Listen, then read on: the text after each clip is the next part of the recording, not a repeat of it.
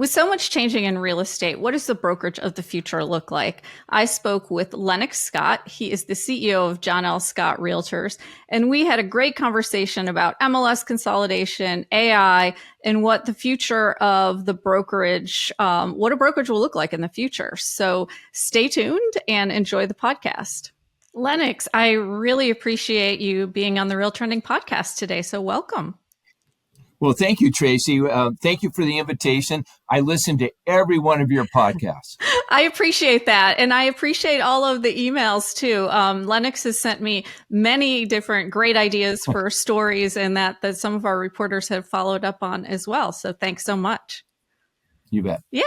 So you're a third generation leader, long standing, brokerage and pillar of the community. And so what are you doing to stay relevant, having such longevity in the business, and that your brokerage has had such longevity in the area as well?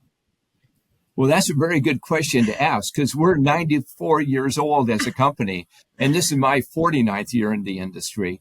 But it really comes down to our team environment. Mm-hmm. Our agents, our office leaders, support team, our service center. It's all of the positive spirit each of us bring together to make us who we are. And a big part of the culture is we continually seek out information to be relevant. I listen to your podcast. I listen to other podcasts on economics. We read 5 newsletters a day. We go to conferences, leading real estate companies of the world. We just collaborate. We're involved with the realtors, hearing information and sharing through that. So, and then we take all that information and we have strategy meetings in the company every month on major topics, such as everyone productive, the current market for both buyers and sellers. We have selective recruiting, AI, everything. That's one of our main topics that we get involved with.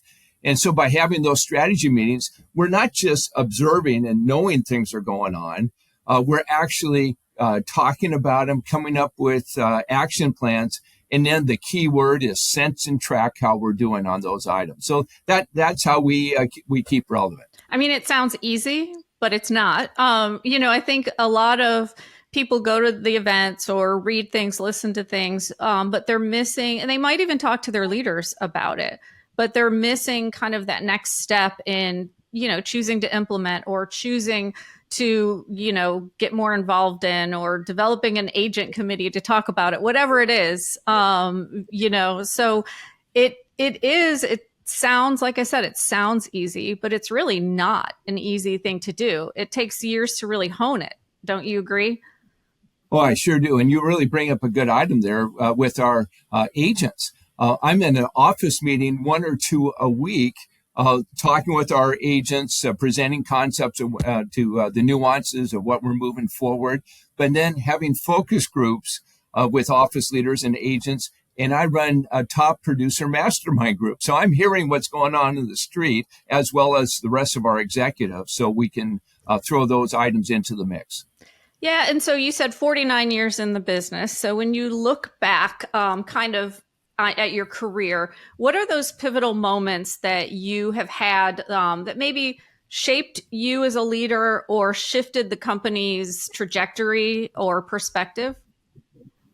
Well, growing up, of course, family, my parents, grandparents, coaches, teachers, just our team here at John L. Scott and the industry, all those have made an impact in my life.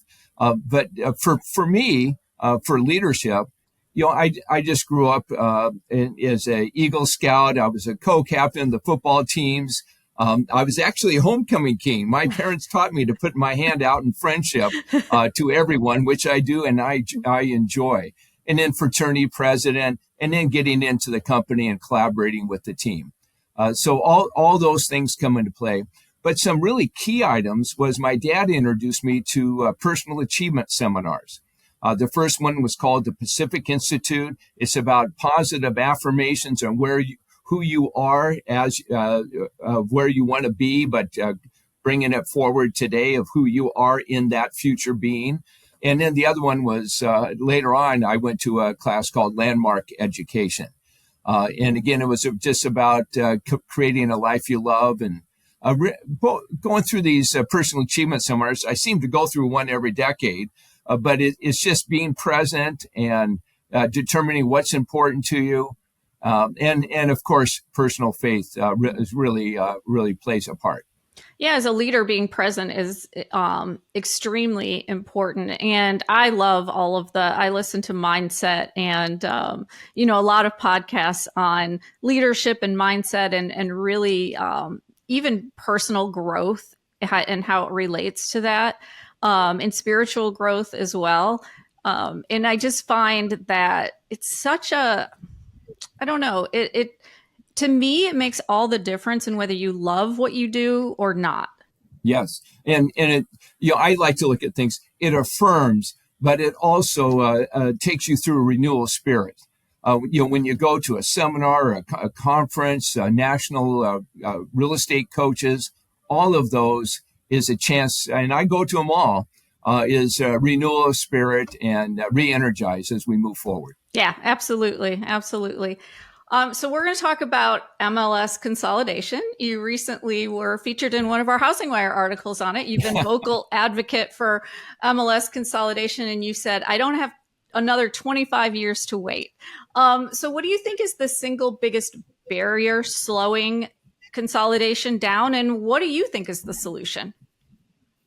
Well, it's great what we've accomplished over the last 25 years. Mm-hmm. It really got into the conversation about 25 years ago at AE Institutes and such. We ended up consolidating our 5 MLSs in Seattle in 1985. How many years ago? 40 years ago. Yeah.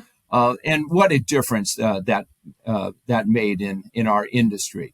But what we're seeing now is it's not really roadblocks anymore. It's actually what's going to happen in the future that's really going to drive the consolidation. And of course, that's the AI world, everything.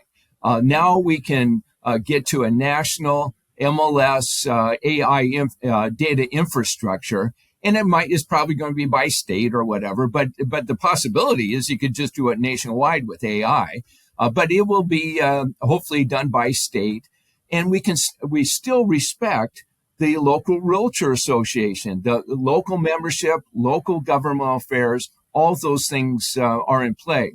And because there are so many businesses looking at the real estate industry, we can make this change within the industry right now and change up the whole data infrastructure with the use of AI. Because what we want to get information delivered from one source every nanosecond pushed to us. Right now, we did have consolidation. I'm not in 17 MLSs anymore. I'm only in 14. But it still costs hundreds of thousands of dollars a year for me. Mm-hmm. And that's not the tens of millions that it costs them to do the data. We can consolidate that down. We can rotate the great individuals working in MLSs over into governmental affairs or other divisions where we can reallocate our resources and the talent that's being used throughout our industry of volunteer members. Get them freed up so we can do some other items. Yeah, I just remember when I first started in the industry, it was, 90, 91. I remember when Realtor.com came on the scene and everybody talked about it being a national MLS. And I believe they made it clear it was not going to be a national MLS, but it made sense for it to be. I think in most people's minds that NAR would just consolidate everything up into Realtor.com. Obviously, we know what happened with that and all the changes from there. But there's also tension between local associations who are protecting their MLS territory, and kind of the industry's need for efficiency is in direct competition with that. So how do you break that stalemate and not lose the local expertise, but get the consolidation that's necessary? Well, and that's where local membership and local government affairs come in. So our MLS, the Northwest MLS up here, which covers the majority of the state of Washington, but they help support realtor issues at the local associations, which is fabulous. So we get the economies of scale, but more particularly, we get the technology advancements. And boy, are we ever have to get out in front of this right now in the AI world, where we still are involved with the MLSs instead of someone else out there being involved. The other things is just looking at on a state level, the states can now do some things for the local MLSs. Again, for efficiency of costs and processes and such as they can do the dues collection, the accounting. Maybe they coordinate the education. They coordinate the local governmental affairs specialists. Because I think we have like 7 local governmental affairs specialists in the Northwest on a local level because of this consolidation, freed up those valuable resources. I'm figuring we spend $1.6 billion a year on MLSs and realtor associations nationwide.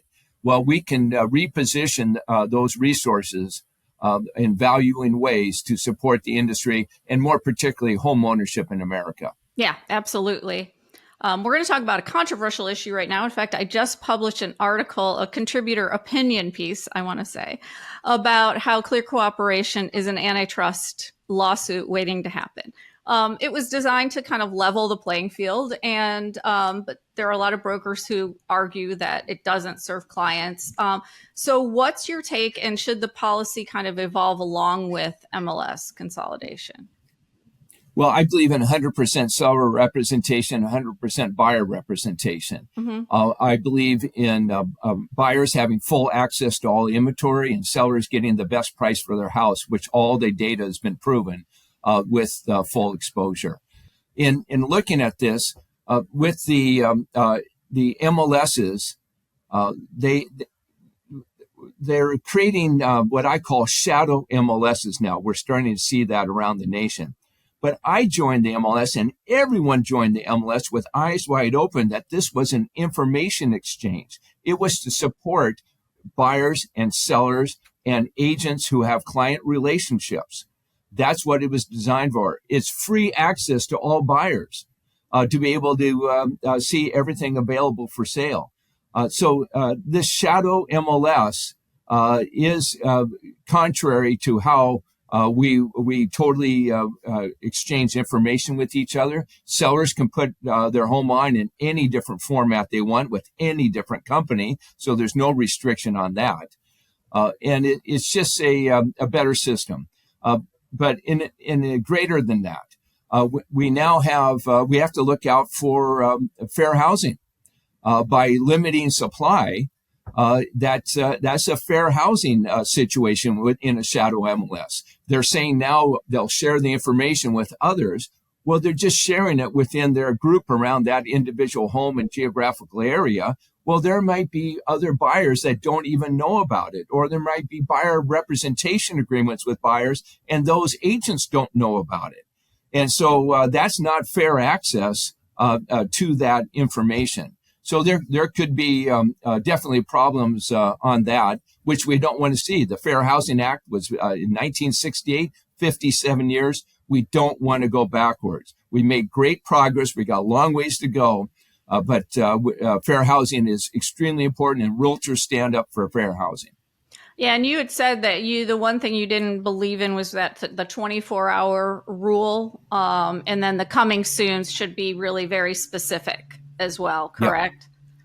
Yeah, thank you. I'd like to share a little bit about the 24-hour rule. It first came about 30 years ago, it feels like, because there was a technology change. Computers came out, but not every company had the computers, so they still mailed their information into the MLS, and they had 24 hours to get the information in. Yeah. Well, we've kind of gone by that a little bit. Everybody's got computers to be able, and all the forms are online.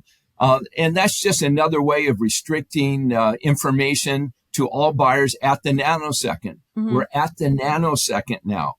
Technology has gone so far beyond where we were 30 years ago. There's no need for the 24-hour rule.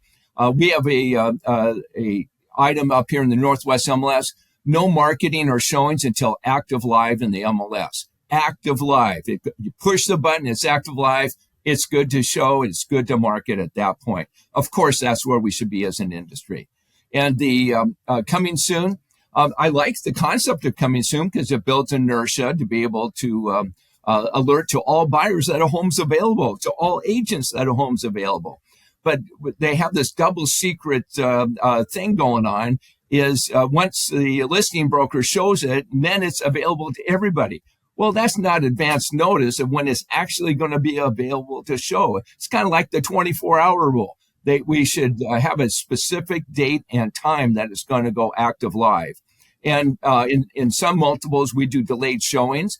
We'll launch it on a certain day, but we say with the seller's permission when it's going to go available for showings, a day and when it's going to go available and time it's going to go available for showing. So those are just some of the items. I got one more item I really want to share. Please. I want national IDX. We give it to everybody. Or corporations are so huge, they have the resources to be able to do it, such as Zillow, Realtor.com, Homes.com, Rocket Redfin. Well, why don't we have it, our individual agents on the street? I got it. They can only show homes where they have a state license for that state. But we have the client relationship. That trumps everything out there. Why don't we allow agents on the street to have national IDX and real estate companies to have national IDX? That gets back to this MLS AI data infrastructure. We need to redo the infrastructure in America for information, and that will supply us with national IDX. Yeah, absolutely. And we're going to talk a little bit about AI because, one of the questions I had was like, what do you think the brokerage of the future looks like? So, we've had a lot happen in the last year with lawsuits and now this controversy over clear cooperation and just a lot of upheaval. The market hasn't been exactly pristine either. So what do you think the brokerage of the future should look like and be prepared for? Yeah. Tracey, I just need to step back for 1 second on the MLS. Sure. Another rule is the privacy. There's lots of conversation around privacy. Well, we already have the rules in place where you don't have to put a name in, a seller's name or an address. It shows up on the map in the middle of a lake. You can do by appointment only. Everything's protected in there for privacy. And these private these shadow MLSs, they deal with a certain amount of brokers and they say, well, we don't count days on the market. Well, once they put it on the market, because I heard the vast majority end up going on the market in the MLS from these shadow MLSs. Well, they're dealing with the same agents when it goes on the MLS. They all know psychologically it's already been on the market. So they kind of threw away that issue of days on the market.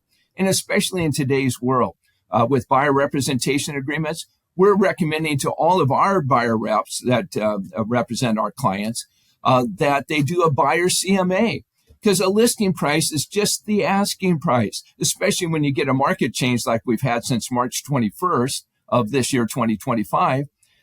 You do a buyer CMA. So then you can get into negotiation to figure out what the real price is on that. So some of these things are out there.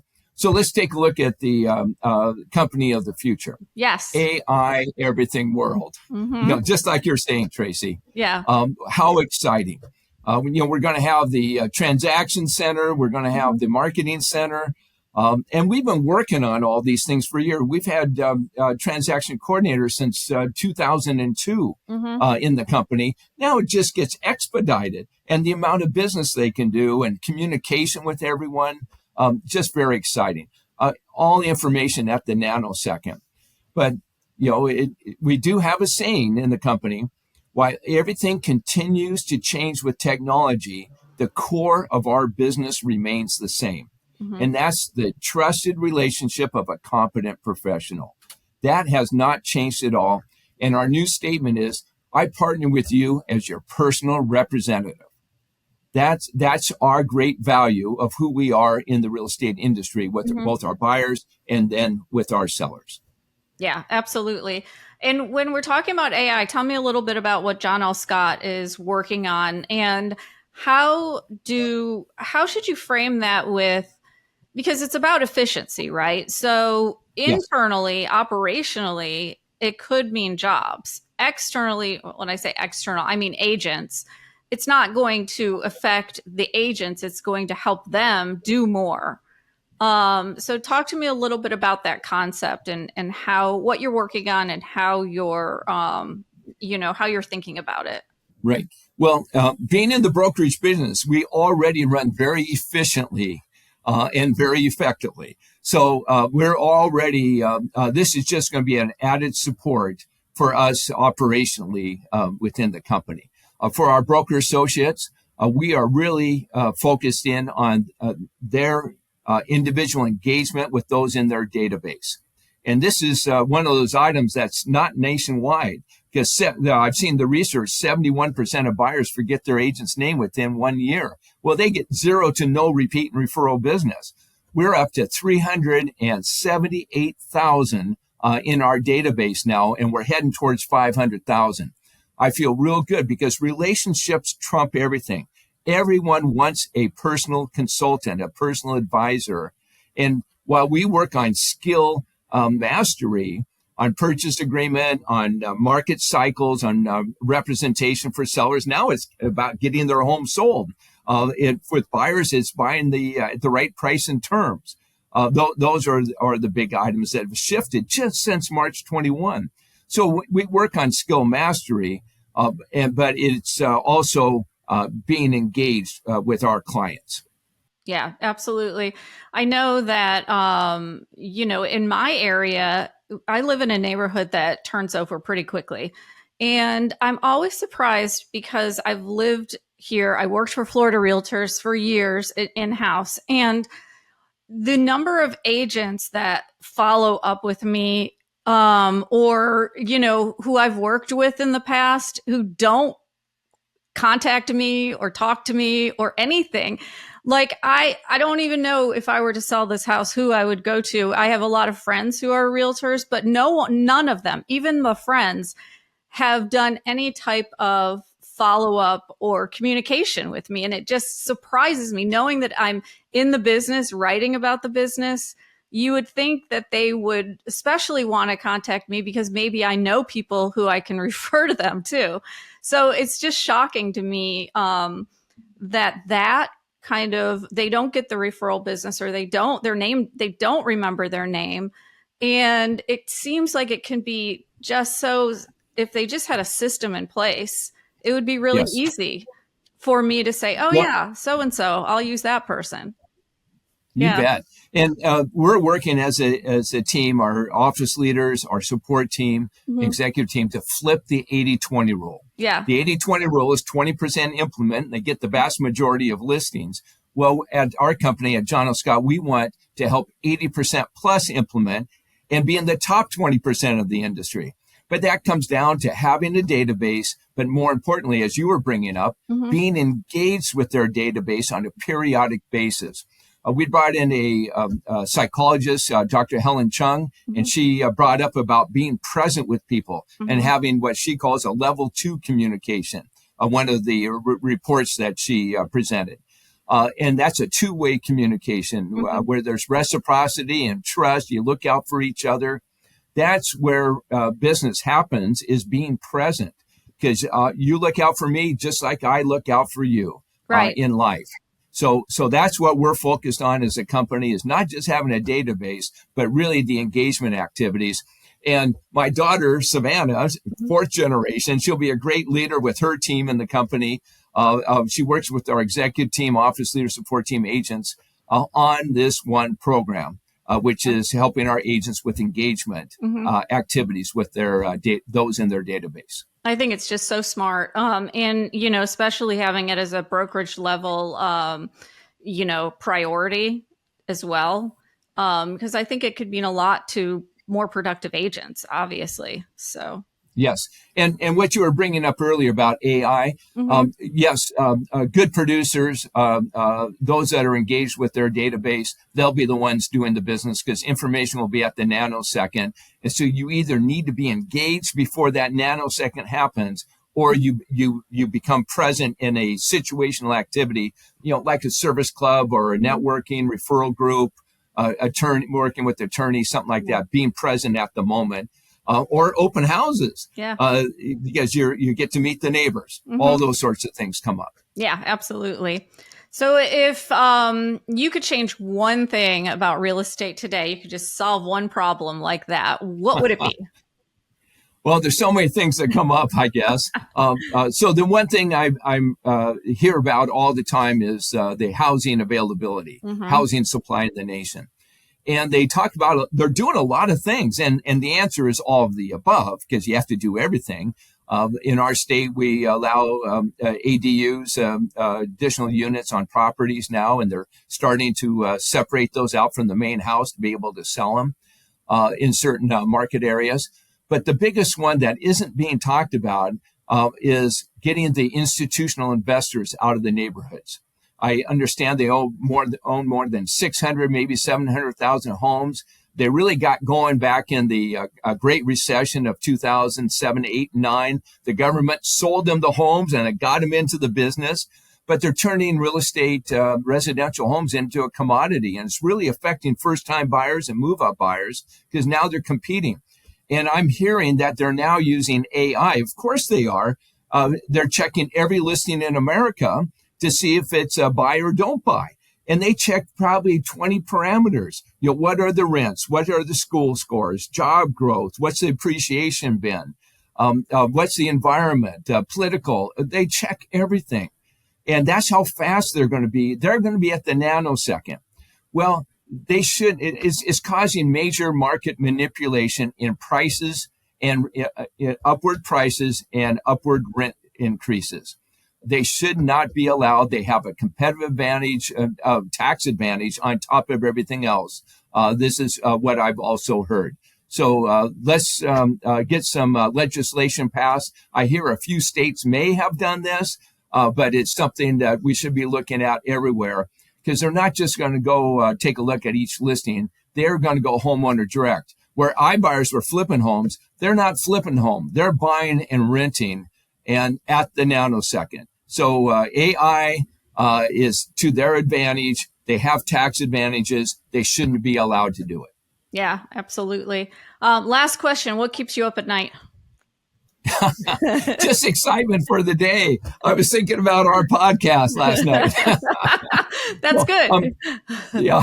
So we have strategy group meetings and we keep moving the conversation forward. I see all of us as positive advocates. So we do focus. We have some expressions, vital few and important many. Everything's an important many. The vital few I went over earlier. They're just the current market and recruiting and helping everyone be productive and expand their business. Those are the vital few that we have executive meetings every month on. Our database engagement, that's one of the vital few. I didn't mention that one earlier. So we keep focused on those while each of our departments work on their day-to-day items. We have these company major focus items. And another phrase is a frequency of focus of those vital few. That's what keeps the conversation alive. Otherwise, it disappears. Yeah, absolutely. Well, Lennox, thank you so much for sharing your expertise on the podcast. It was a pleasure having you. Well, thank you, Tracey, and all the best to you. Thanks.